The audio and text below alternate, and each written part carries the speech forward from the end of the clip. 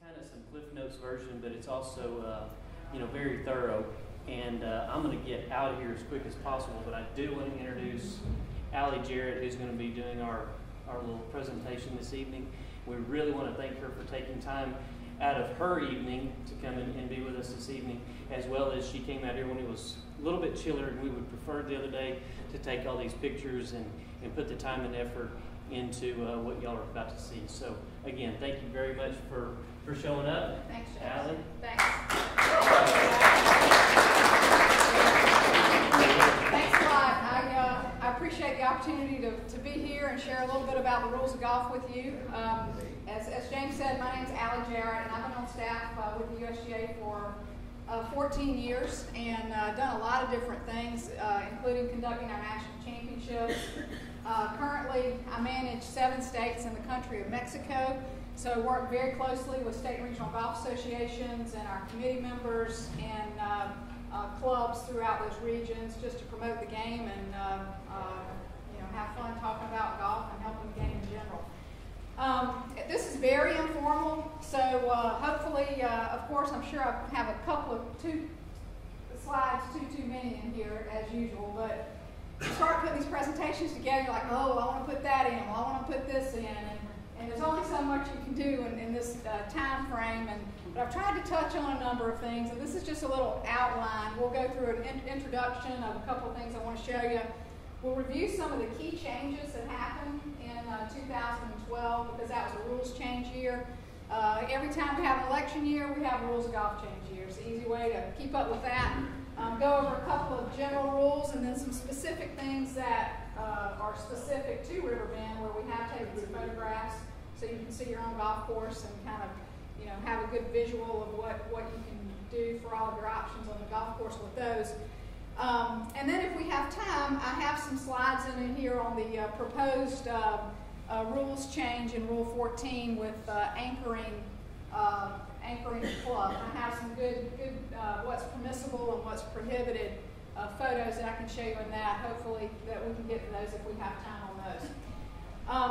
So before we start, actually, what I want to share with you, one of the things the USGA is really focused on in this next rule cycle, and particularly in the next 5 years, is trying to make, one of the greatest things affecting our game right now is, and why people aren't playing, is that they don't have enough time to play is the main reason.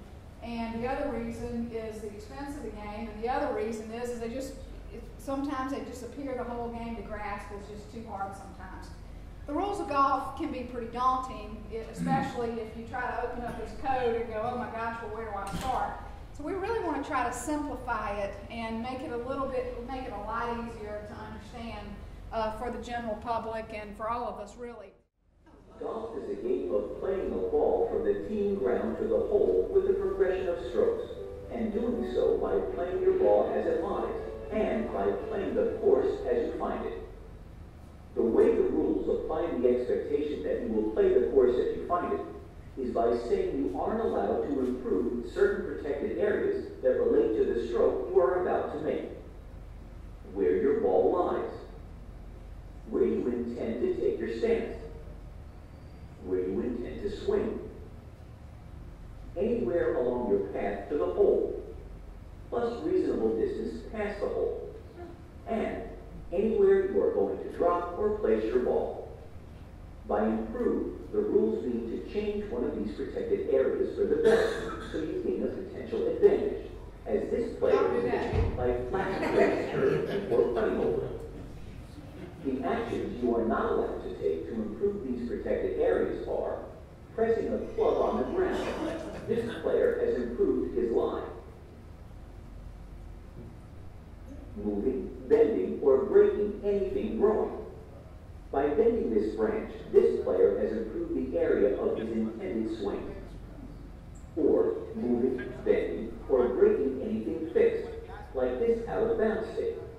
This player has also improved the area of his intended swing. Smoothing out your path to the hole. By moving and pressing down the divot, this player has improved her line of play. Brushing away sand or loose soil. Both are considered part of the ground, even when on top of the grass. This player has also improved his line of play. And removing dew, frost, or water.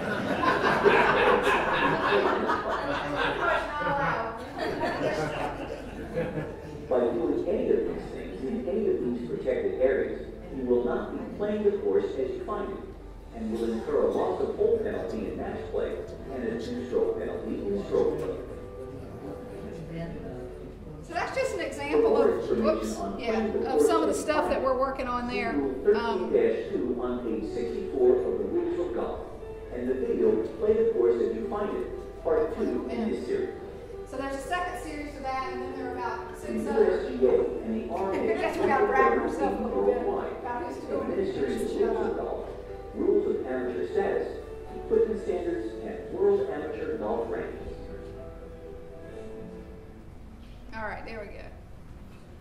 Will that screen go up any higher? I have no idea, but we can try.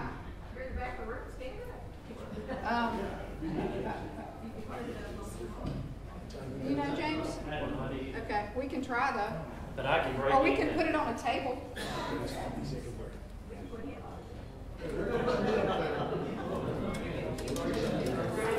There we go. Is that better? That puts more people behind you. Yeah, but we just got to get this higher.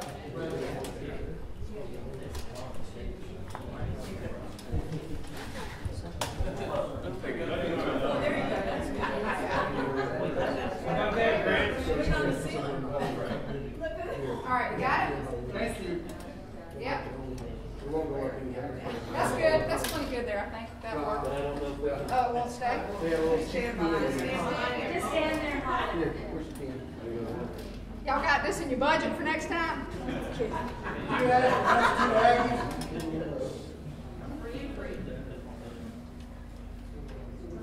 Perfect. Is that good? Other than being cattywampus? You get this on film back there?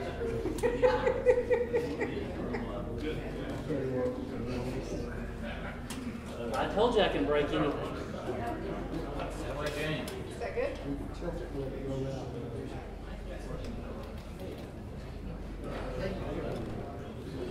Well, at any rate, while they're trying to work on that, I'll just talk a little bit about our allied golf associations here in Texas. These two logos that are up here, the Texas Golf Association and the Women's Texas Golf Association. The USGA works closely with our state and regional golf associations because they're the groups that really conduct everything out on the field. They do the course rating, they do all handle handicapping, they run obviously their state championships, they do so much for junior golf, and so we have a great partnership with our state and regional associations.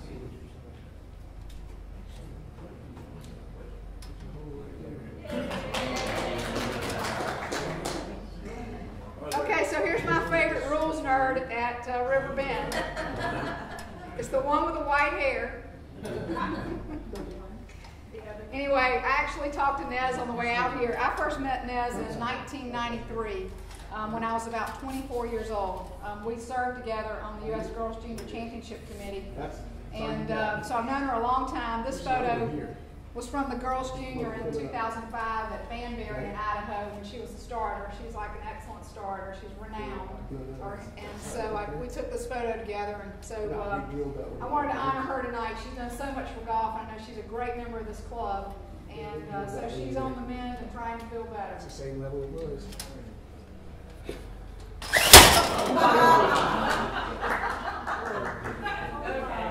Who wanted the screen in the back? Hey, Grant, you go up and hold it up. You want me to come hold it? Are you an engineer? Or, I'll get the measure.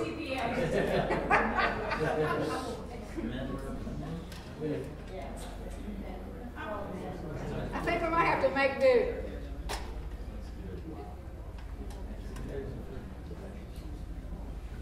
Do you need some kind of tool?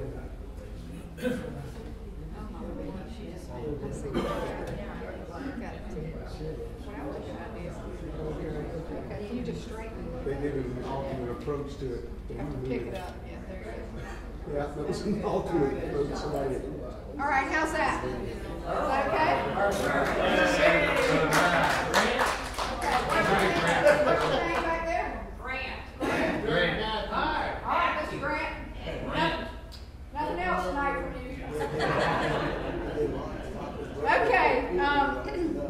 Everybody should have a Rules of Golf book. I brought everybody a book, and then they also have a little small simplified version of the rules, and it's got a couple pictures in it with some diagrams. So keep them in your golf bag. But for the first time ever in the history of the rules, we have look-alike rules books with the R&A. Everything in it is exactly the same. The only difference is on the front cover, where we have the USGA on one for our jurisdiction, and the R&A has their logo on theirs. A couple of things just to promote to you as well. You'll be able to get, hopefully all of you receive your handicap information on your mobile devices. If you don't, you should. And then we have a lot of neat things, the Rules of Golf app and different stuff like that you can get on your mobile devices.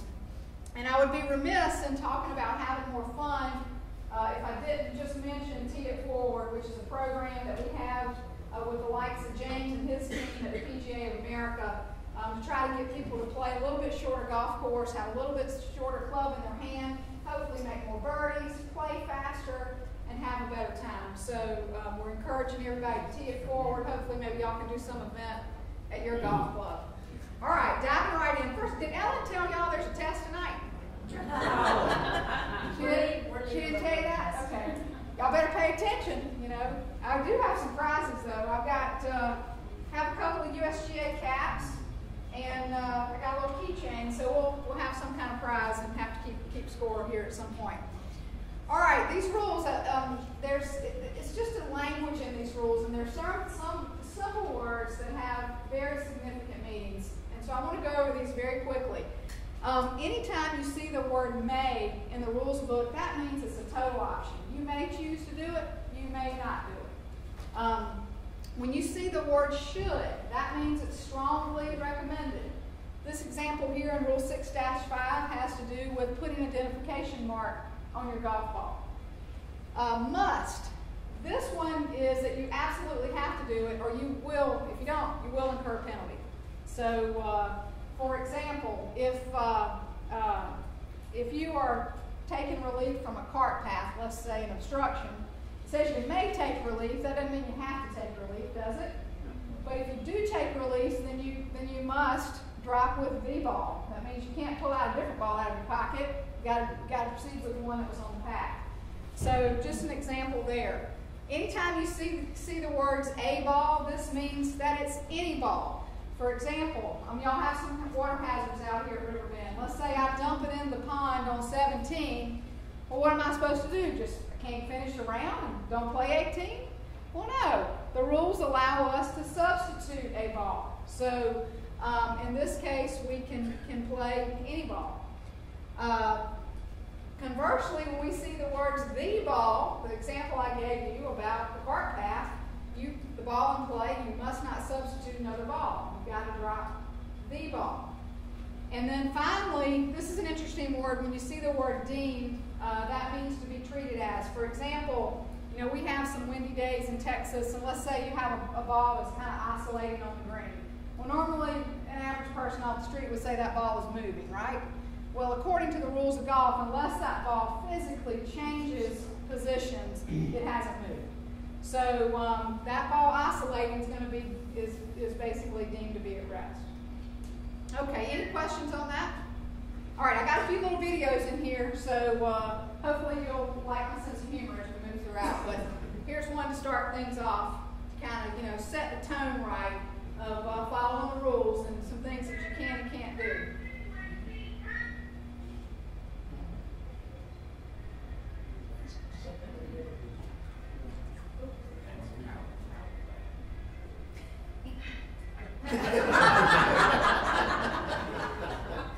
Okay. All right. You got like little rascals, right? All right. Well, so they're having fun, that's for sure. They're not quite playing by the rules. And so, it starts us off with actually what is Rule 1-1. I'm not going to go through all these rules with you in the rules book. I know you know I can't get that far, but Rule 1.1 is pretty important. The game consists of playing a ball with a club from the teeing ground into the hole by a stroke or successive strokes in accordance with the rules. So, you know, you're not allowed to use a pool cue and hit a ball in the hole. You're not allowed to blow a ball in the hole. I've actually worked a championship out in the Big Mountain West Conference in Utah about 10 years ago, where a girl blew the ball in the hole. I'm not kidding. So anyway, interesting change here in the rules of golf. This was changed in 2012 and has to do with the time of starting. Everybody gets to the starting time on time here, right? Right? Okay. Well, there used to be this thing called a note that if you didn't make your starting time within 5 minutes, or excuse me, if you made it within 5 minutes, you'd only incur a 2-stroke penalty in stroke play, a lost hole in match play. Well, now that's just, everybody had the note. No one didn't have the note. So now the rule is the same, but we just got rid of the note, and we just included the 5 minutes into the rule. So if you're ready to play within 5 minutes of your starting time, then you've arrived late within that 5 minutes. It's a 2-stroke penalty in stroke play, and loss of hole in match play. And then it goes on to say that where the committee determines exceptional circumstances have prevented a player from starting on time, there's no penalty. There's a decision on this. Really, the only exceptional circumstance, like a flat tire doesn't work, you know, taking care of your children or grandchildren or your husband or your wife, that doesn't work. The only thing is, like if you stop to administer CPR, you know, to somebody that got wrecked, stuff like that the committee can do. So they're pretty serious in that. In this same Rule 6 with the player, Rule 6.5, remember earlier in those may and must and should words that we talked about earlier, we talked about that the player should put an identification mark on his ball. And it's actually in the rules book twice here. So Grant, what kind of golf ball do you play? Whatever he finds. Yeah. What are you playing this week? Bridgestone. Bridgestone. All right, like let's say that Grant's playing a Bridgestone number 1, and they have 1, right? No, what do they have? Double 1? I played golf with a lady the other day that had a Titleist ball and had 22 on it. I've never seen that. Anyway, Grant, we're playing the same golf ball, okay? All right, we're going to play a Bridgestone 1 together. All right, you're playing 1, I'm playing 1, same make, model, everything. So we both hit our golf ball right down the middle. We both don't hit it quite as far. We hit it about 260, and I got lucky to cart math to catch up with Grant. That's all these 4 shots. Yeah. And so we get to our golf balls, and Grant and I look at each other, and we're like, well, good Lord, we couldn't tell whose ball belonged to who. So unfortunately, this is one of the times where there's not a penalty for me not marking my ball and Grant not marking his ball, but because we didn't know which one belonged to me and which one belonged to Grant, the rules say that unfortunately both balls are deemed to be lost, and we've got to go back to the tee under stroke of distance. So it's a serious penalty if you can't identify it and know it's yours.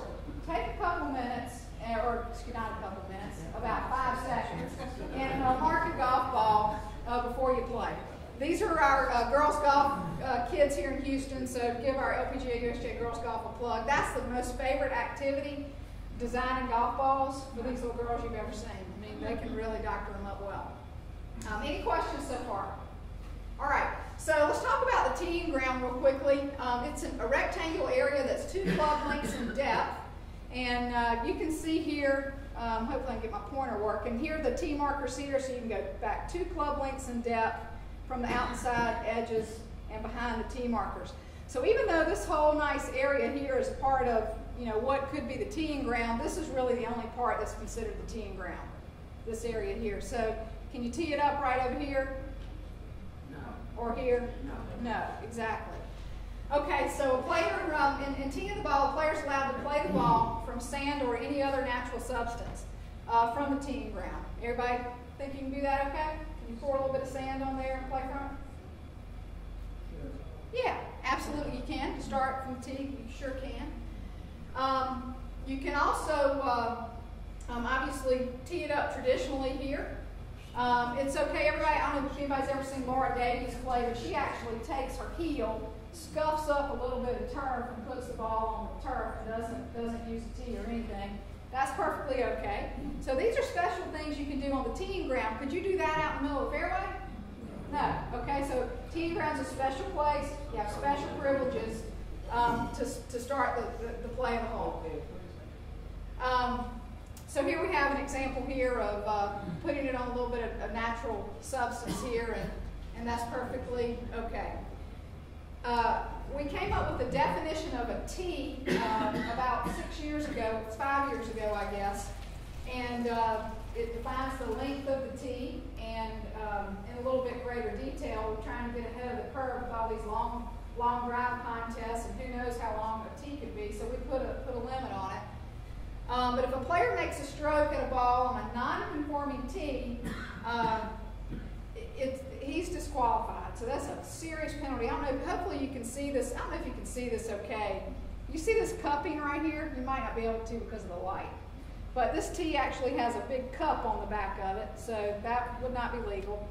And then this is a tee that you put in the ground that points your direction where you want to go. So that's going to be illegal too. So those are pretty serious. They're disqualification. For example, could you tee your ball up on a pencil? No. That's not a tee, is it? No, so that would not be a conforming tee. So something like that would be disqualification as well. Couple more things about the teeing ground. I'm sure you may know. It's okay to stand outside the teeing ground and play a ball within it. All right? Is everybody good with that? Here's an example in match play. Okay, so we have two forms of play: stroke play and match play. Here we have a player in match play, and he's teeing off outside the teeing ground. And tell me, what's your name on the end that tried to help us with the projector? E-Right. E-Right. All right, E-Right. Let's say you and I are playing a match, okay? And let's say this is me right here, E-Right. I tee off outside the tee markers, and I cold top it, okay? Cold top it. It goes about 10 yards. Well, one of the neat rules in match play is that if you tee off outside the teeing ground, your opponent has the opportunity to recall the stroke, okay? You think E-Right's going to recall my stroke? No, he's going to have lockjaw. He's not going to say a word. So there's no penalty for me teeing outside the teeing ground. I just have to play the ball where it lies. Conversely, in stroke play, if a player tees off outside the teeing ground in stroke play, it's a two-stroke penalty, and it's a penalty that you have to correct. So that means if I tee off outside the teeing ground and I play it 5 times, and finally Lisa chimes in and says, "Allie, I really didn't want to tell you this, but I can't let you go to the next hole. You were just outside the teeing ground, and I just remembered that you got to correct that mistake." And I say, "Oh my Lord, thank you very much, Lisa." So let's say I'd already hit it about 5 or 6 times. I was having a rough hole. I go back to the teeing ground. I put another ball in play, and let's say it was a par 4, and I hit a good approach shot, and I one putted, so I made 3. Now I add a 2-stroke penalty for a total of 5 for playing outside. So all those other strokes I hit before, when I teed off outside the teeing ground, those don't count against me. So very different rule in stroke play and match play in that case. So here's the example here I just talked about. Question? But if he hit a good one and he was outside, you can tell him to bring it back. Well, he has to in stroke play. In match play, if you could recall the stroke, absolutely, for playing out of turn or from playing outside the teeing ground. Yes, ma'am. What happens if it's not corrected? If it's not corrected, it's a serious penalty. If it's not corrected before the player plays a stroke from the next teeing ground, or in the case of the last hole leaves the putting green, it's a penalty of disqualification. So it's one of the times you absolutely have to correct your mistake. So if somebody, you know what, I wish we were all good enough that it really mattered if we were right up on that line. So be careful and just make it obvious that you're behind the tee markers. And if you're playing with some friends and they're too close, let them know, hey, it looks like to me you're outside the teeing ground, and save them the 2-stroke penalty. Because that's certainly no fun. Some interesting changes, couple of changes in Rule 1-2, exerting influence on movement of the ball or altering physical conditions. So I want to run through a little bit of this with you because some of this has changed. Under the rules, there are a couple of things that the player must not do. So it can't take any action with the intent of influencing the movement of the ball in play or alter the physical conditions with the intent of affecting the playing of a whole. Okay, so want to talk about this just a little bit. There is an exception that exists here. And there's an action taken for the sole purpose of caring for the course is not a breach of this rule. This is really one of the significant changes, too, I want to share with you here. And you may already know this, but it affects your daily play, this exception number 2. All right, so everybody ever heard of the decisions on the rules of golf? Okay, well, so this is a decisions book. And basically, this book here answers all the questions that come up that are situations that happen on golf courses that aren't really fully explained in the rules of golf. So this is a decision 1-2/0.7, meaning of sole purpose for caring for the course. So what does this mean? And basically, it really refers back to the etiquette section in the rules of golf, and that we don't want to prevent players from taking acts that conform to the etiquette section as long as they do so for the sole purpose of caring for the course and without intentionally influencing the movement of the ball or the physical conditions affecting play or of a player in the player's group or match. For example, here's a good example. While a player may not smooth the ragged edge of a hole, we have, especially our ultra-dwarf Bermuda grasses, sometimes they'll chip up and flake, as you know, around the hole if somebody didn't put the flagstick in very well. So this is a good example of you might have a ragged edge on the hole, or you may have some spike marks, or not necessarily a spike mark because most of us wear soft spikes, but maybe a scuff mark where somebody didn't pick up their feet. It says the movement of the ball or opponent, the fellow competitor or partner of the player may generally smooth the ragged edge of a hole or tap down spike marks as a courtesy to players in the following groups or matches. So if Lisa and I were playing and I'm about to putt, and the hole has that little scuff in front of it, Lisa would not be able to tap that down. Once we finish playing the hole, this decision says it's okay to clean it up after we play the hole as a courtesy to the groups that are going to be behind us. So it says, similarly, a player may not press down a piece of turf in the area in which a ball in motion may come to rest in the area in which a ball is to be dropped or placed with the intention of influencing the movement of a ball.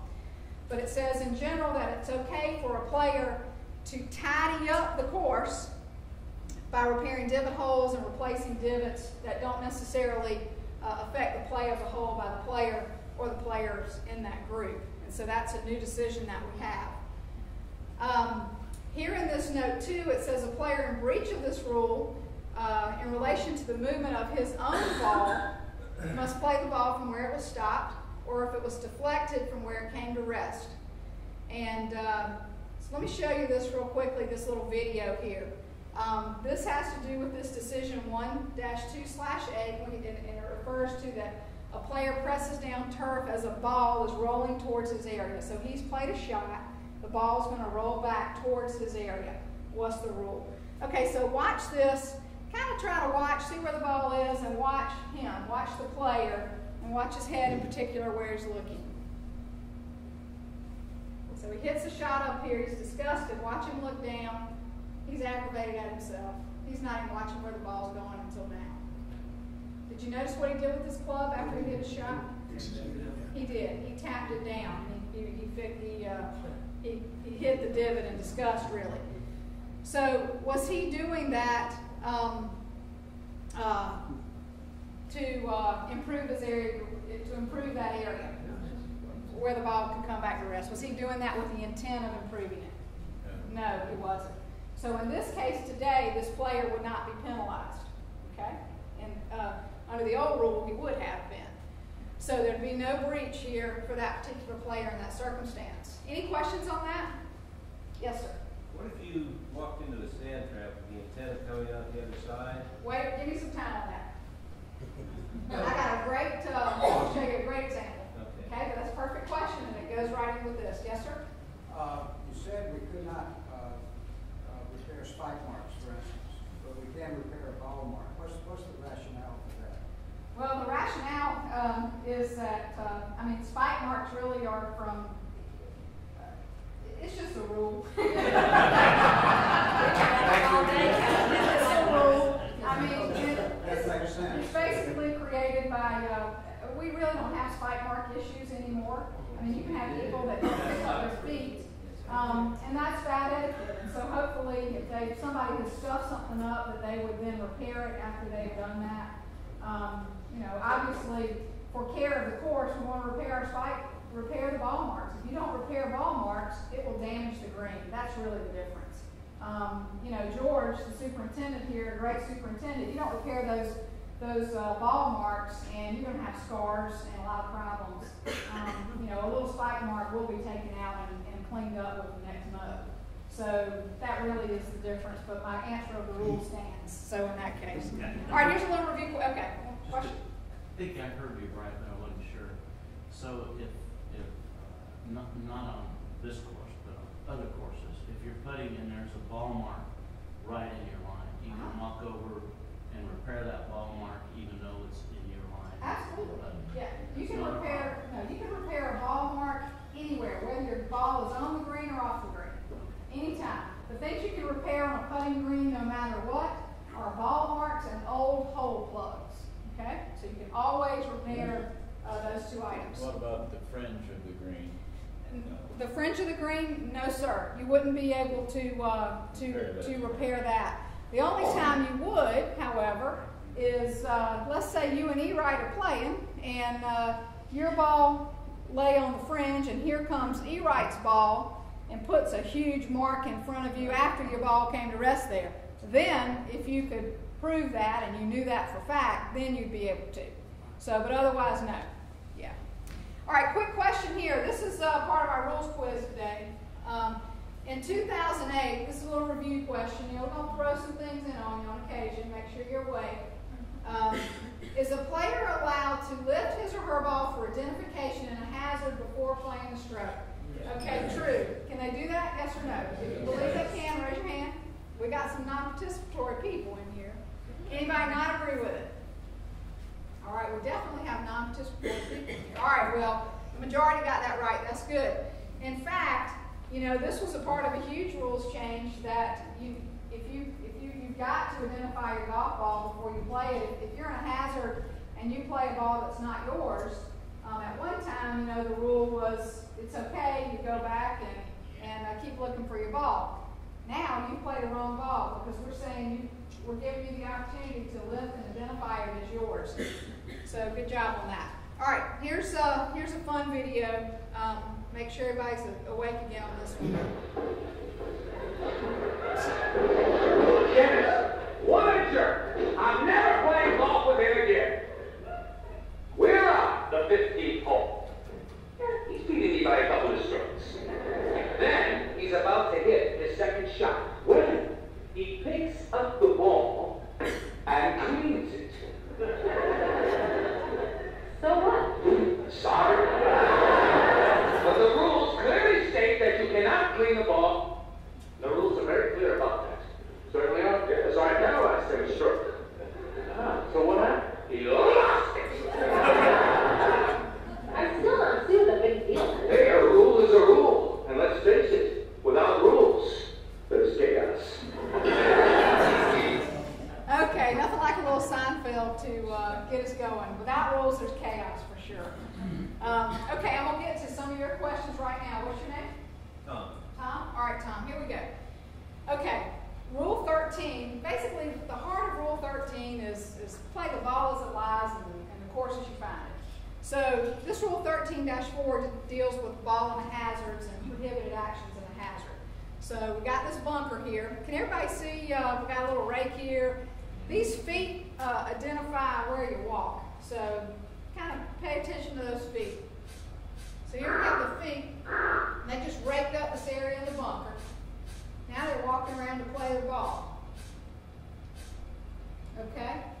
So the question is, Tom here, is this smoothing prior to playing from the bunker permitted? Yes or no? Now it is. Yes.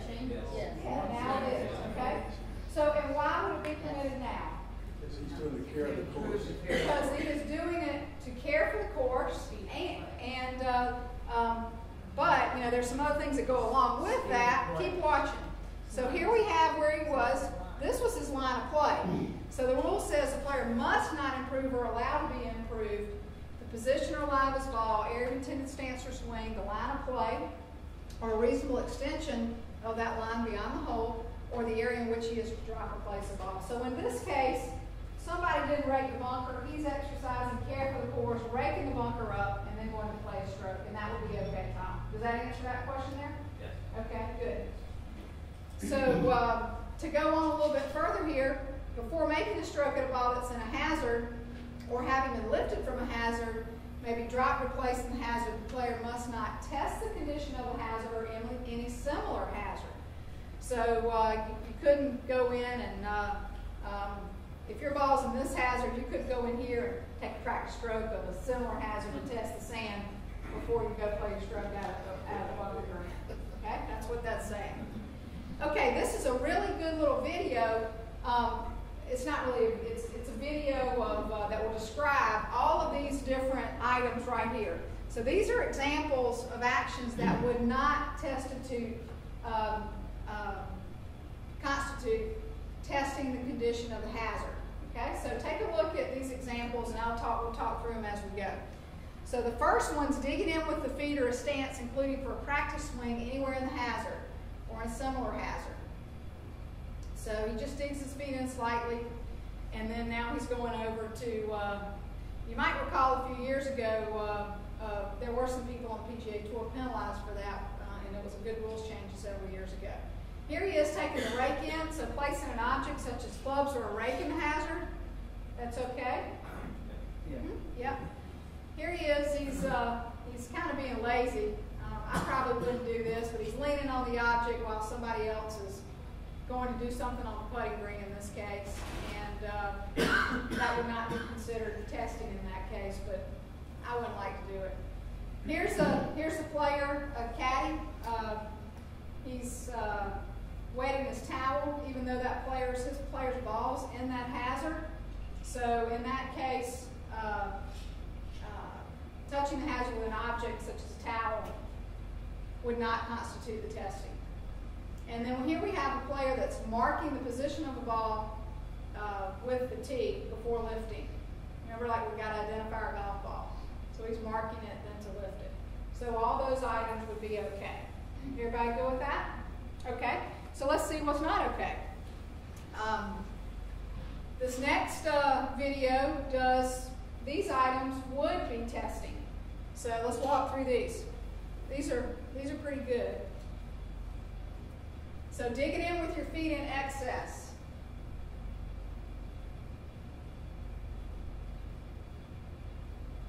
There you go. So that's probably a little much. Anytime you get that sand rising over and you're not doing it to prevent falling over, it's probably not a good idea.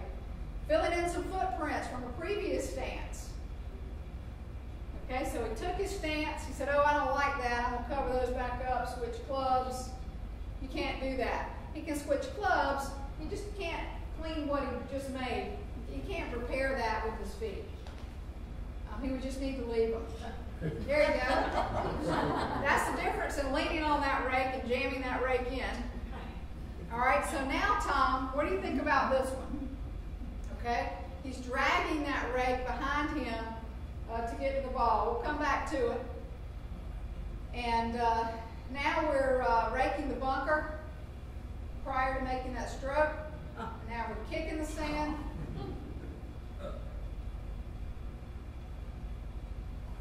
And then now we're touching the sand with a club and making a practice stroke.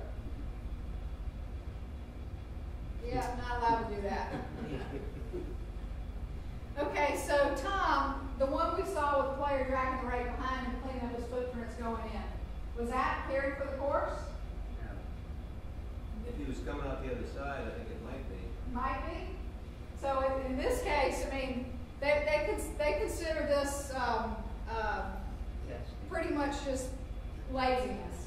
He's not really caring for the course, you know, in that case. He wasn't even getting his footprints. He was actually dragging it beside him. I don't know if you noticed that. So he wasn't even really raking up his footprints. So a little bit of difference there. All right, at any time the player may smooth sand or soil in the hazard for the sole purpose of caring for the course. So here we go again. He hit his shot, not very far.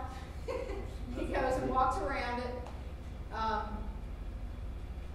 It shows us the area of intended swing. And the question is here, down here on the right, is where may the player smooth without penalty? Behind the ball. Did I just hit backwards? I think I did, yeah. Where may the player smooth without penalty? Is everybody good with that? Okay. So here we have the golf ball played outside of the hazard. And he's allowed to rake here without restriction. And why is that? Because he got it out, right? Exactly, he got it out. That one's okay. So at any time, the player may smooth sand or soil in the hazard, provided it's for the sole purpose of caring for the course, and nothing is done to breach this rule 13-2 with regard to the next stroke. All right, here's a neat decision here. It says the player creates and smooths footprints in the bunker prior to making a stroke. So this is just to reinforce what we just talked about in the decision. The player's ball lies in a bunker, and a rake has been left in another part of the bunker. Prior to making a stroke in the bunker, the player retrieves a rake, and having lifted it, the player smooths the footprints that he's just recreated and some others in the process. So what's the ruling there? Is that okay? Yeah, there's no penalty because this was the sole purpose for caring for the course. He hadn't hit the Okay? ball No, yet. he hadn't played stroke. So that's okay there. Why isn't that testing? It's not because he had to go. A rake had been. He left. There was a rake in another part of the bunker. Yeah. He had to go get it. You know, oftentimes might not have enough rakes in the bunker. He's doing it just to speed up play and care for the course. He's not doing it to get any kind of advantage. So, and as long as he didn't test his area of intended swing or where the ball lay, and then the items we just talked about allow that to be within the rule.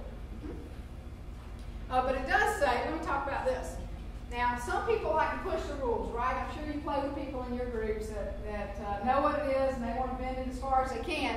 It says if a player regularly creating and smoothing footprints close to his ball prior to making strokes from bunkers, it'd be appropriate to question the player about the smoothing. So if this is something somebody's doing all the time, then we probably need to ask them some questions. All right, addressing the ball. A couple of little slight changes with this that happened in 2012. A player has addressed the ball when he's grounded his club immediately in front of or behind the ball. Okay? Now, whether or not he has taken his stance. You know, the old rule used to say taking your stance and grounded your club. But in this case, addressing the ball is when he's grounded his club immediately in front of or behind the ball, whether or not he has taken his stance. Yes? Let me run back to the previous one about the guy always raking and cleaning up. Sure. And questioning him about what his motives are. Sure. What do we do? I mean, you question it. Yeah, well. Well, and I see, I mean, if you're doing it intentionally anyway, the answer's going to be, I'm taking care of the court. Well, I think. Cheating?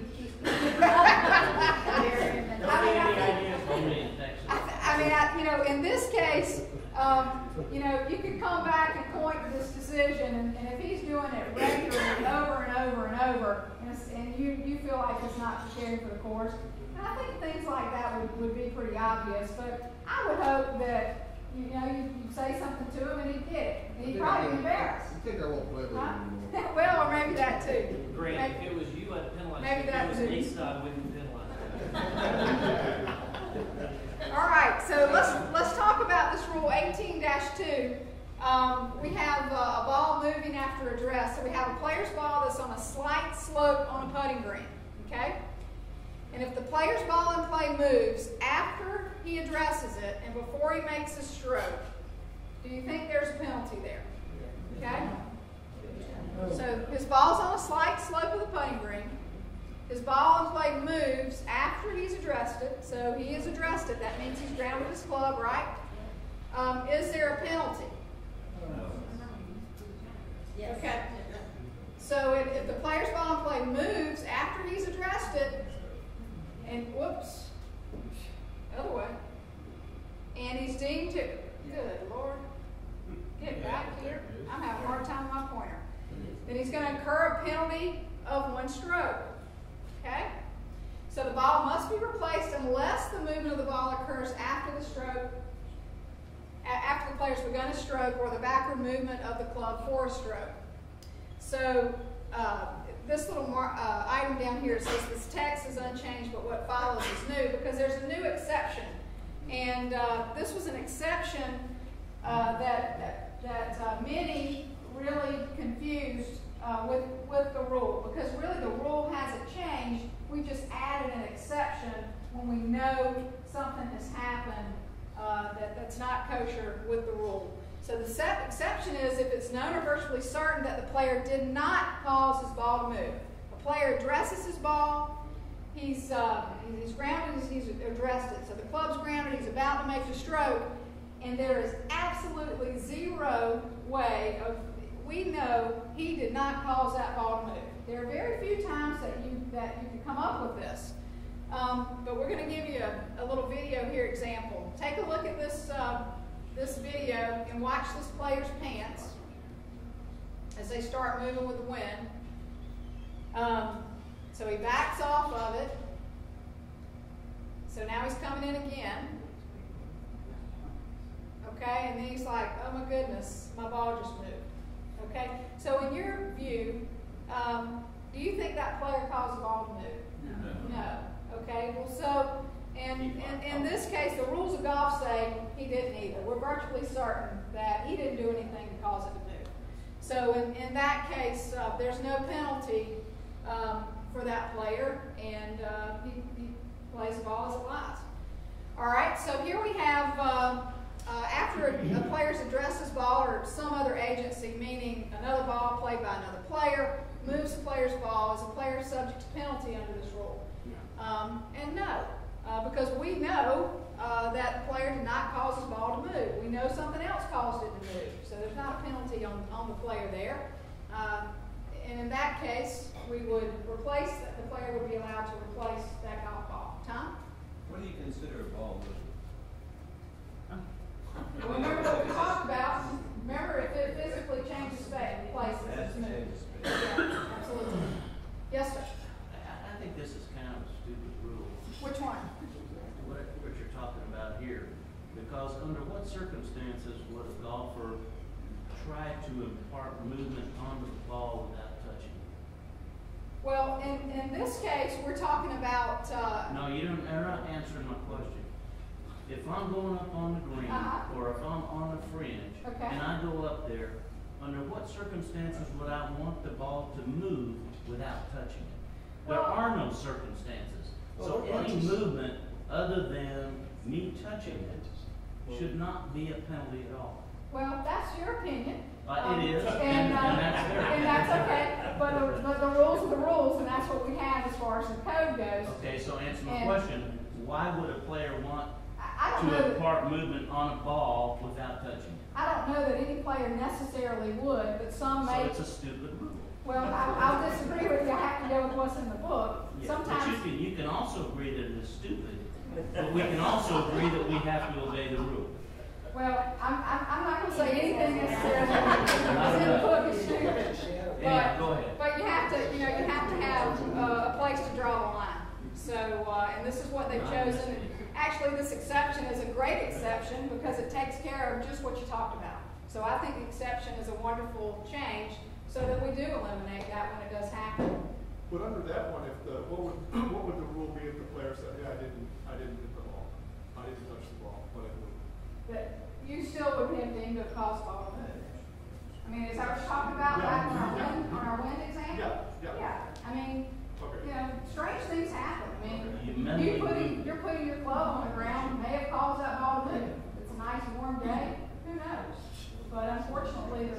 gonna say you did. Okay, so if you never ground your club, if you never ground your putter, and the ball moves, then are you deemed to have addressed it? Well, so think about it. What's look up the rule in the definitions in your rule book. Look it up. Right, okay. Look up the definitions of addressing the ball, what we just talked about. And you'll answer your own question. This is the good part of this. The first definition, you got it? Yeah. I realize the print's small. It's actually small for me too. No, he hasn't addressed it, so. Huh? He didn't address it. He didn't ground his club. Where are my definitions? Excuse me, second rule. A player has addressed the ball when he has grounded his club immediately in front of or immediately behind the ball, whether or not he has taken a stance. So you asked the question, if the player hasn't grounded his club, has he addressed it? What do you think? No. Exactly. May I ask a question? Yes, I've sir. gone a long time. Why would you call it a penalty of one stroke? Why wouldn't it just simply be a one stroke? I mean, if the ball moved, presume he hit it, it's not a penalty. Well, if the player causes the ball to move, Yeah. then it's a one-stroke penalty. You have to replace it. If you don't replace it, it becomes a two-stroke penalty. So it is a penalty. And you got to put it back so you don't get the second one in that case. Oh, I didn't hear you say Yeah. you had to Well, we replace didn't it. talk about that. But yeah. Okay. So if you've caused it to move, yeah. All right, so we'll get on to this one here. The same principle applies if it's known or virtually certain that a ball in play has been moved by wind, water, or some other element that the player's addressed it. There's no penalty and the ball must be replayed. So this decision goes on to say that gravity is not in itself an element that should be considered when applying this exception. So unless it's known or virtually certain that some agency other than gravity, so just because you're on the slope and your ball moves, that doesn't mean you're exempt, is what this decision is saying. And then it goes on to say here, you can see the player subject to one-stroke penalty and must replace the ball. Okay? All right. Yes, ma'am. In the video that you showed, that was wind that moved it. That was wind. Now we would not have a penalty. In that case, because we saw that wind really is what caused that ball movement. Yeah. Okay, only a couple more on this. We're going to get off this one since y'all don't like this rule, I can tell. A player's routine prior to making a stroke is he first grounds the club a short distance behind, but not immediately behind. Okay, the rule says you've addressed it when you've grounded it immediately behind the ball, right? Then he places the club head immediately behind the ball and makes a stroke. So if the ball moves after he grounds the club a short distance behind, but before he grounds it, let's say this is a ball. So a short distance behind versus immediately behind. Does he incur a penalty stroke with the ball moving after address? What do you think? No. Okay, well, watch this video. This is a good one. Take one more look. We'll zoom in. Watch right as he puts the putter down on the ground. There's the ball moving ever so slightly. Where are you going to move the putter behind the ball? Before the putt. Oh, yeah. So there's an example. Tom Watson's after this player. Well, were you going to, basically how you addressed it, were you going to move it closer before you make the stroke? And the answer was yes. So in this case, the player would not incur a penalty in this case. All right, any questions on that? Now, he would put it back where it was. He would move it back that half inch before he did the stroke. If he didn't cause it. He didn't cause it to move. Not cause it to right. So you don't replace it. You play it for right. If you didn't cause it to move, then you just play the ball as it lies. If you did cause it to move, one-stroke penalties replace. Exactly. Mm-hmm. Yep. Okay, so here comes some of our models now. We're finally getting some of your pictures. Everybody doing okay? Anybody need a cocktail? Need a beer? Glass of wine? No? Is everybody still awake? All right, okay. So here's James, and there are a couple of things going on in your golf course. There's some newly planted trees that are being planted on the course. And so the club has implemented a local rule to protect these young trees. So this protection of young trees is really good for a player because it means that you're going to get full protection from this. If you have interference from any of this, or even if your ball's right here and you might hit the tree but not the obstruction, you're still going to get relief, okay? If it interferes with your stance, your area intended swing, in this case.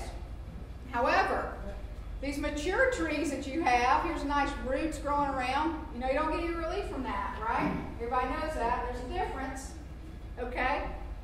And just another thing to note too, let's say the ball were right here. Here's James' ball. Let's say it were here and then the tree just interfered between you and the hole. But it didn't interfere with your area intended swing, the lie of the ball. Would you get relief then? Just because it's in front of you? No. Okay. All right. Very good. All right. What would Rodney do?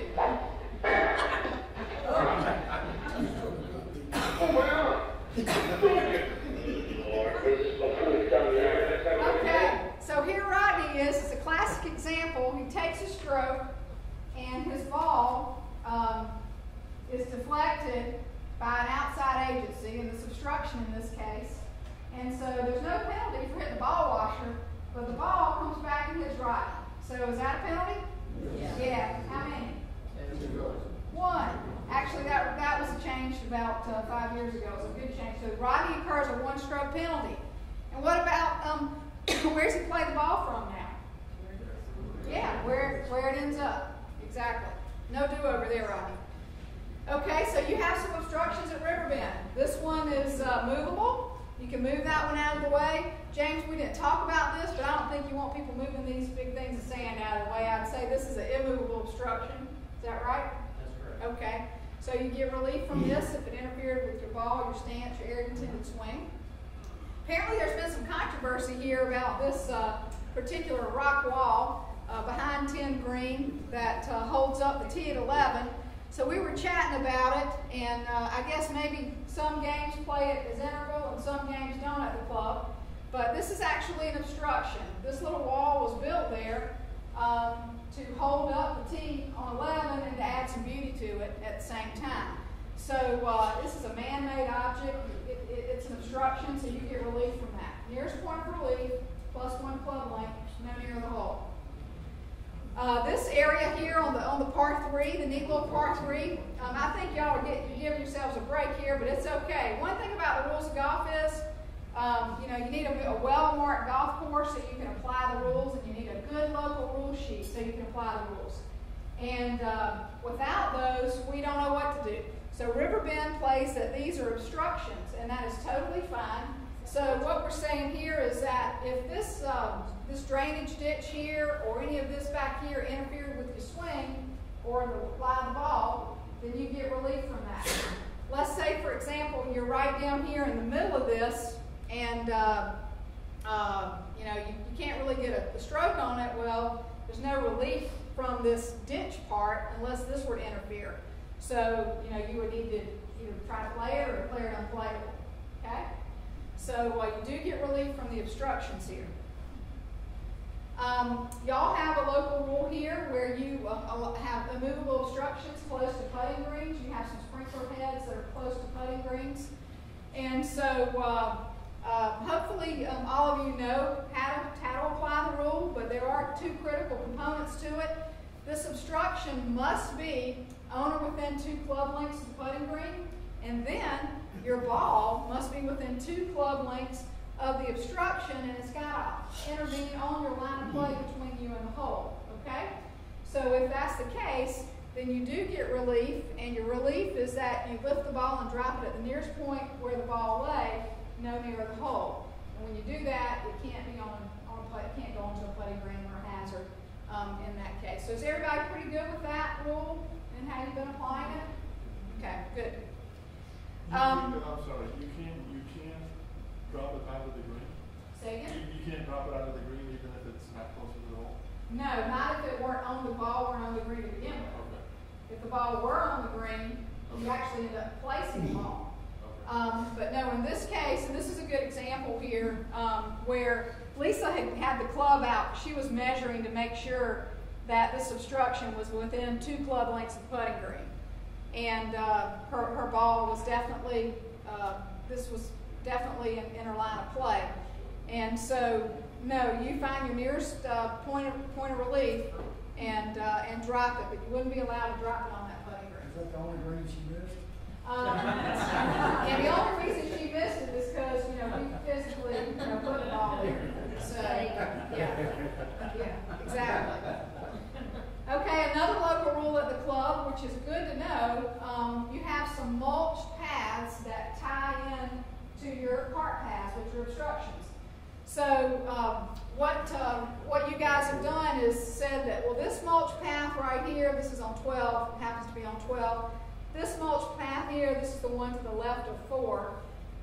You've tied those into the cart path. Well, the reason that's important is because, like Lisa, the second green that she missed, she was over here, and she needed to find her nearest point of relief. If we didn't include this cart path in with the mulched area, in this case, since you're giving relief from the mulch, she would have to drop the ball on the cart path first, and then, take it's an extra step, basically. So it eliminates a step by having this local rule. I think, though, that y'all are really giving a break, because I don't know that I was giving relief from that mulch. But I think you're, it is what it is, and use that rule to your advantage. That's the bottom line. So know that you don't have to play it from there, and know that where find your nearest point of relief, and use that rule to your advantage, because that's how you play it at the club. Okay, any questions on that? All right. Okay, let's talk about some water hazards. And we have 2 types of water hazards: lateral water hazards and water hazards. So lateral water hazards you have the same relief options as you do under water hazards, except for laterals you have 2 additional ones. So we'll talk about water hazards first. So here we go. We have a ball, excuse me, hit right here on the green, and somebody had a lot of backspin that day, and it backs into the water hazard. Okay? So under this rule, the first thing you can always do is proceed under stroke and distance. So that means you go back to where you last played. In this case, it's the teeing ground. Okay? Well, excuse me. We played it from here first, no penalty. Sorry. All right? Play the ball as it lies. All right? So if not, play the ball in stroke and distance and go back to the tee. Okay? Or the other thing that you can do is, well, there was our stroke and distance. I got one behind. Is drop a ball behind the hazard, keeping the point at which the original last crossed the margin between the hole and the spot on which the ball is to be dropped. So what do we do there? Where did we last cross the margin? Right here or here? Right or left? Right or left? Left. Okay? That's where we last crossed. It went in right here. Okay? So we take that point where it last crossed the margin, and we can keep that point between us and the hole. We've got to go behind this water hazard and drop the ball behind the hazard, keeping that point here between us and the hole. Okay? All right? Here's a good example. This is Fred Couples at the Players' Championship in 1999.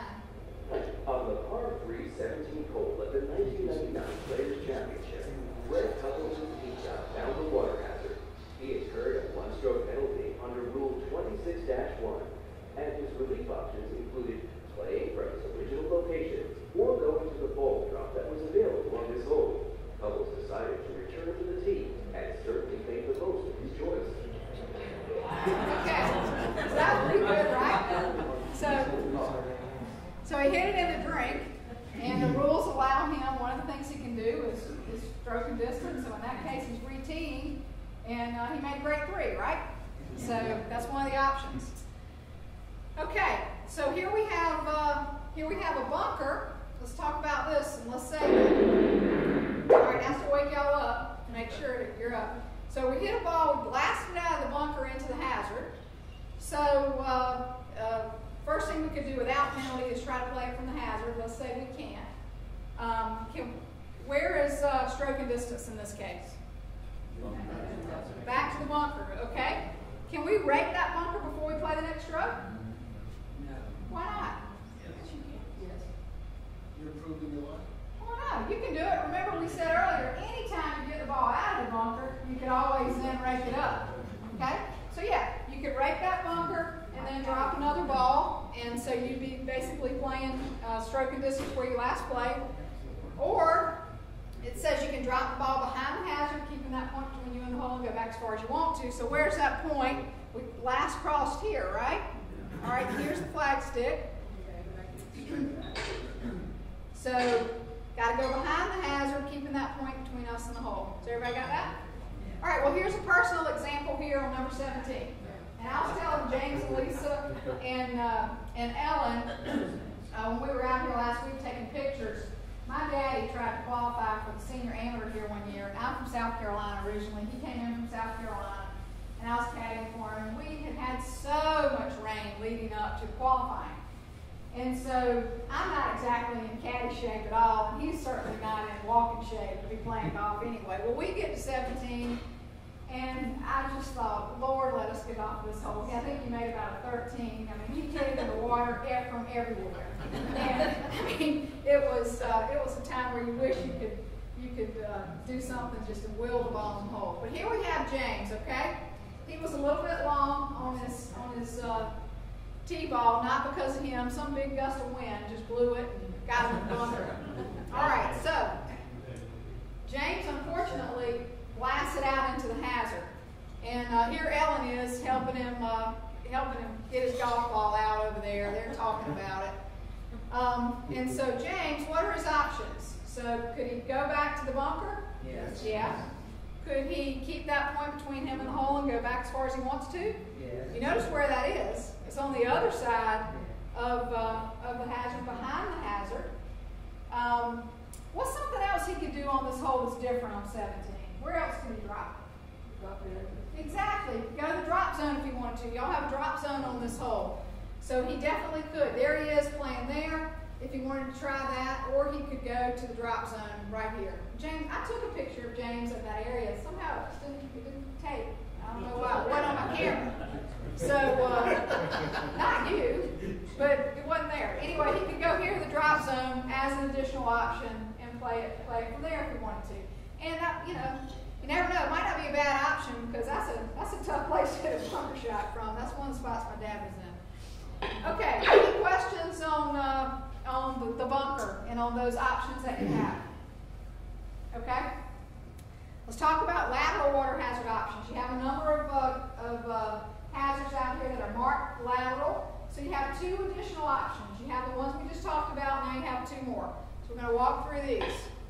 So here we have a player. He hits the ball in the hazard here. It bounces off this tree and goes in. So he could play it from the lateral without penalty, right? Okay. Or what could he do next? Go back to the team ground in this case under stroke and distance. Or go behind the hazard, right? Where did he last cross then? I've got a lot of things up here. He crossed here, right? Okay. So he can go behind the hazard, keeping that point between him and the hole right here. See that? He could drop anywhere there. Okay, now our two additional options. The reason this is important is because a lot of golfers really zone out on these other options that they have for lateral. They automatically think 2 club links, it's lateral, 2 club links. So yeah, 2 club links could be good sometimes. So in this case, the player could drop the ball within 2 club links of where it last crossed the margin of the hazard, or the neat rule is an equidistant option, opposite margin. So what it says is that the player can drop the ball within 2 club lengths of the point opposite margin, equidistant from the hole. So the hole's round, so this picture, give us a break on the rounders, because what we're saying is that, well, and now in the days of rangefinders, but we're saying is that this is 132 yards from the hole and this is 132 yards from the hole in this case. And most of the time you can eye up an equidistant option. You can really look at it and tell whether you have that option or not. But the point of this too is to get you to look at your other options, because something else might be better. And we'll show you why here in a couple minutes. I have a question. Yes, sir. Let's say you're in the hazard and you say, I might be able to play it out of the hazard. Okay. Okay.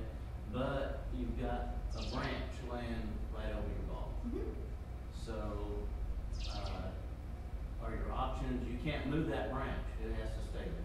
That's correct, because you're in a hazard, so you can't remove a loose Can't touch impediment. anything. So you have to either try and swing it through that branch or do these other options. Correct.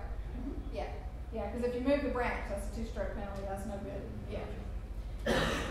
Okay, so, let's chat about some of your water hazards. Apparently, there's some rules breaches that occur on number 2 from the back tees. The rumor has it at Riverbend that oftentimes players, they'll hit a shot and it crosses the hazard here and they'll go over here to drop. Does anybody ever see anybody do that? Apparently, that's the word on the street. Okay? That's the word on the street. So that's not allowed over here, is it? What did we learn? You can come back to the tee, right? Okay? You can keep that point between you and the hole and go back as far as you want to. Well, the flag stick, let's say, is here. Well, that's not very good. You don't have much room. Or you could drop it within 2 club lengths of where it last entered, which is going to be right here, right? Okay. So everybody understands you're not allowed to go take that. That would be a serious breach in the rules, and that's not good. However, let me back up. Let's say, for example, you cross the margin way over here. Now, in that case, that's different, okay? It's where you last cross the margin of hazard. Okay. All right. Here's an example on number 8. And here we have a golf ball. I'm not sure what happened to my white line there, but I guess I marked it up badly. Here we have a golf ball that goes in the hazard. But it bounces, in the fairway and then rolls into the hazard. Okay? So here's Ellen. Ellen, did y'all know that Ellen got a new driver? You can still see it. Huh? Yeah. Anybody ever had to take Pepto-Bismol? All right. Well, this right here is Bubba Watson's apparently, and James says Bubba's got to be colorblind. But at any rate, so Ellen crosses the march of the hazard here. This is a lateral. All right. So what are her options? She can go back to where she last played. Right. That's no good. Could she keep that point between her and go back as far as she wants? Yeah. Could she drop it within 2 club lengths? No near the hole? Yeah. Is there an equidistant option here? Yes, sir. Not really. There really is not a very good one. I looked, and Well, you could go. it's not going to be any good anyway. All right, but everybody knows this is a really big downslope here. And so, but most players, I don't know why, just will think 2 club lengths because it's red. This is the perfect opportunity to go back. Get back here on some good turf where you have a level lie and use that option to your advantage. Keep that point between you and the hole and go back as far as you can. So you got to look at where the hole is to make sure that you have that angle correct. Sometimes you might not have that, but in this case, you do. So Ella says this flat lie surely looks better than the downhill downslope. So she's going to be a smart player and drop it up here. All right. Anybody ever been in this flower bed on number 10? Okay. Well, apparently some people get in it sometimes, but there's no relief from this flower bed. But on your local rule sheet, you do get relief from your other flower beds. Not this one because it's in a hazard. So I wanted to point out here that, just let's say you go in the hazard and you find your golf ball and it's in here, or you don't find your golf ball, but you know where it last crossed. Sometimes, you could be dropping on the path and the way this is shaped. So, you got to be kind of careful with that and make sure you're following the right steps. This hole, however, is kind of interesting. I think that there is a chance for an equidistant option at times, depending on where your ball crosses and where the hole location is. Depends on where the hole is on the green as well. So let's say we cross right here at the start of the midpoint of this bed. I think that you could actually, this isn't exact, I didn't measure this, but I eyeballed it and I think it's pretty close. There is a spot over here, I think, that would be opposite margin equidistant from the hole.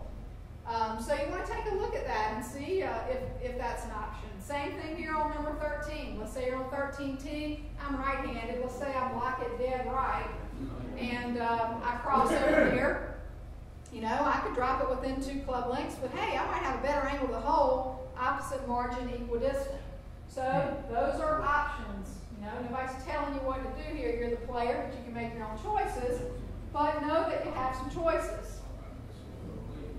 Okay? Who would go in there? Number 4 and number 12. This is, I wanted to point this out because apparently right now it's wintertime, so the golf course isn't fully marked like James will have it marked coming up soon. But I think apparently this hole's kind of gone back and forth in how it's being marked, but the current marking is going to be in discussions with James and Ellen and Lisa and George. I saw George yesterday, by the way, your superintendent, who's a great superintendent out in South Texas GCA meeting, and so he was there doing some education, and so it's good to see him. Before you leave that one? Yeah, we're not going to leave it yet. I'm talking about it. Can I just ask, from where the red line starts here, Mm-hmm. for hole 12, it's a white, it's a yellow. It is. Yellow's over here. Yeah, goes all the way back around there. Why is that not for the 12 players? Well, right now 12's marked as a water hazard, and because 12's marked the way it is to protect the integrity and the architecture of the hole, so that if you barely hit on that green and or cross part of it, go on the hazard, but you're not allowed to go there and drop it, you know, right here by the green. So that one is marked as yellow. But on number 4, for example, this part right here will be marked red. Unfortunately, I've had some quick, wide right shots on occasion in my lifetime. All right? I'll describe it that way. So if that ever happens to you from over here and you do that, it is a lateral. So your options in this case for a lateral hazard would be to re-tee back where you were, or drop it within 2 club lengths. There is no equidistant margin really. You're not allowed, if you've knocked it in the red part, to go to the drop zone. Okay, that dropping zone is not for you. That's for the water hazard only, not for the lateral. So if you do hit it though with this other water hazard up here, that's when you can use that drop zone. Okay, not for the little side quick shot. All right. Okay. All right, you have a couple of natural areas on the golf course, and there's a little discussion kind of going around this and talking with James. These areas going forward, obviously they don't want you going in there, they don't want you in there with carts. Going forward, these natural areas, there's also one I noticed to the left of 8. I don't know, if you're over there, you're really going to get a break by this rule. But basically, they're going to be treated as ground under repair for which play is prohibited because they don't want you in there. So basically, it's mandatory relief. If you know, you're virtually certain that your ball's in there, it couldn't be anywhere else, you can't find it, you know it's in that natural area, you can, you still get free relief. You don't necessarily have to find it. And basically, you would take your relief at the point where the ball last entered that ground under repair, and then you would get nearest point of relief plus one club length from that point. Okay, this was a nice duck family that was cruising around in the pond. You'll have some little ducks. Another thing on virtual certainty, here, this is hole 6, right? Did I get that right? Yeah, okay, so here's hole 6, right here. Anybody ever been on that tee and hit it over those trees on the right-hand side and really had no clue where the ball went, but decided that, yeah, it's in the hazard? Yeah, anybody ever done that? Okay, all right. Well, this is this hazard we're talking about. Okay, now, on a day like today or yesterday, right now where the grass is dormant, it's really easy to see your golf ball, and you know how far you hit the ball, and you hit it dead right over there, and you know, your ball, you can't find your ball, but you know it couldn't be anywhere else. You know, this time of the year and this season is probably pretty easy to get that it went in the hazard. When we get into the thick of our growing season with Bermuda grass, and your ball might have rattled up in a tree, you got to be able to say, I know for sure, could my ball be anywhere else? And if you can say no to that, then unfortunately you've got to proceed under stroke of distance. You got a lost ball. Okay? So that's one of those things where you really have to know that it went in that hazard in order to take relief from the hazard. Okay? So you might need to play a provisional ball back there for a ball that could be lost outside of the water hazard. Okay. All right, any questions on that? All right, we're doing good. We're kind of done with the presentation except the anchoring. I know it's a lot of stuff and a lot of jumping around, but it's good to highlight a few different things. Any questions before I talk about the anchoring? This will only take about 3 or 4 minutes. Okay. It's my understanding you're not supposed to hit a provisional ball if you leave your ball in a hazard. That's correct. When you're on 6 and there's a 50-50 chance, what would you do with the team? Absolutely. So let's say the question is that she understands you're not allowed to play a ball that is lost, that's lost in a water hazard. That's correct. So in this case, you're on the tee. She says it's a 50-50 chance that it could be in, it could be out. So basically, you're on the tee. You've hit this ball over there. You're not sure if it went in the hazard or if it's out of the hazard, or if it could be lost outside of the hazard. So you can play a provisional ball then if you're not sure. And if you think it could be lost outside of the hazard, then yeah, you would be allowed to play a provisional in that case. And you just announce, what you're doing, and that would be okay in that case. But if you know for sure your ball is in a water hazard or a lateral, no, you can't play a provisional because you have a rule to proceed under the water hazard rule. That's a good question.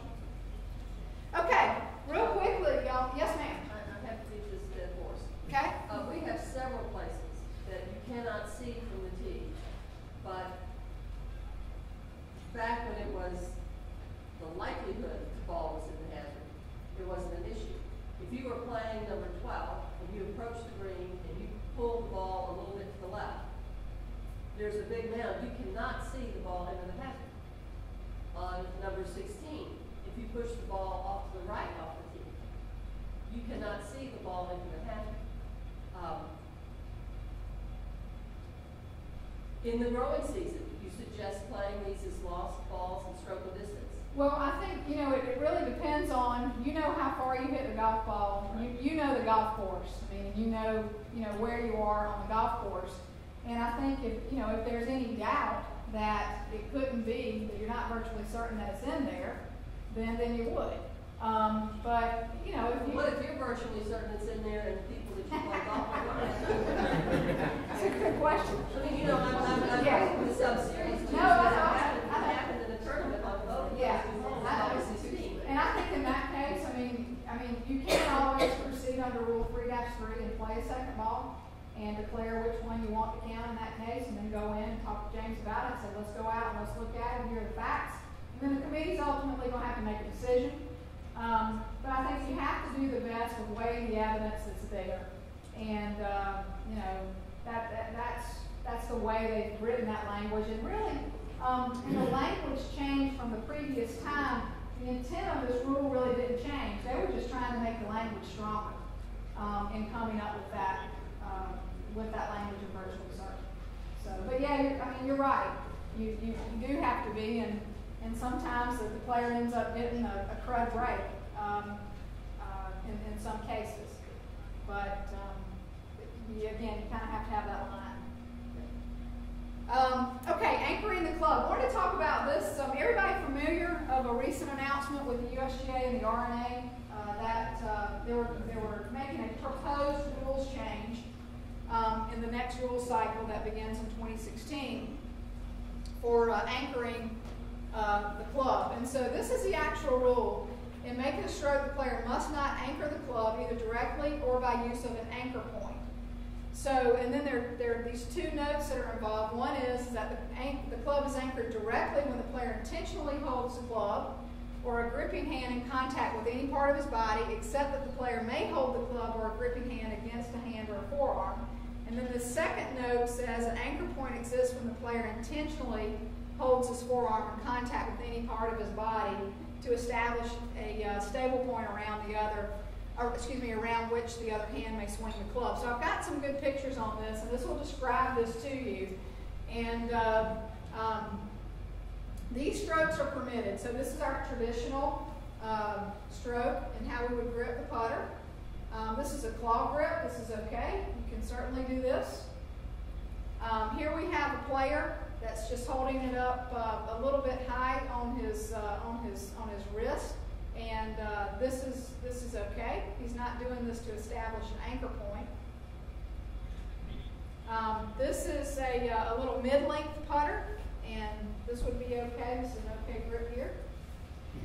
Here is a longer putter, and that grip would be acceptable. And here's another cross-handed grip that's acceptable with a standard length putter. And here is a grip that's also acceptable. And so it says on here the rule allows for the club to be in contact with the forearm during the stroke. He's not anchoring anything. He just has the grip of the club in contact with the forearm. And that one's okay. I don't know, because if I could do this, I would be so spastic if I were trying to hold a club like this.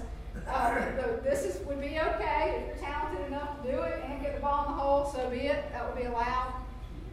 And here are the prohibited strokes. So these are the ones you're not allowed to do. So here we have the club that's right in the player's belly, pretty much being anchored into the body. That's not allowed. Here we have a long putter where the players put it right up under his chin, and it's touching his chin. That one's not allowed. Here we have one that's up against the chest. That's probably has been a typical stroke and a way to grip a long putter for some. That's not allowed. Here we have one where we go into this note about establishing an anchor point. So now we have, this player has taken his forearm to anchor and make an anchor point against his body to establish an anchor point to make a stroke. That's not allowed. Again, I don't know how anybody could do this if they wanted to. This is not allowed either. You can't hold your forearm against your body in order to establish an anchor point. That's not allowed. That seems really awkward to me. You can't do it down here anywhere on your body, so you can't go down on your thigh and hold it down there either. So we're not just limiting this to the upper body. It includes all of the body in this case. And those are the rules. So it's perfectly okay if you have a long putter or a mid-length putter to continue using that putter. You're just not allowed to anchor it against your body or have an anchor point on your body. Any questions on that? Does everybody kind of understand the proposed rules change? Okay. All right. Well, any questions on anything else? Hopefully it was kind of on time. Yeah. All right. Well, I enjoyed your time and your attention and appreciate your interest in the rules, and keep playing the game. Play more. If you need some help, go see James for some lessons, and particularly want to thank my friends Ellen and Lisa for inviting me out, and I had a great time, and enjoy the new year. Thank you.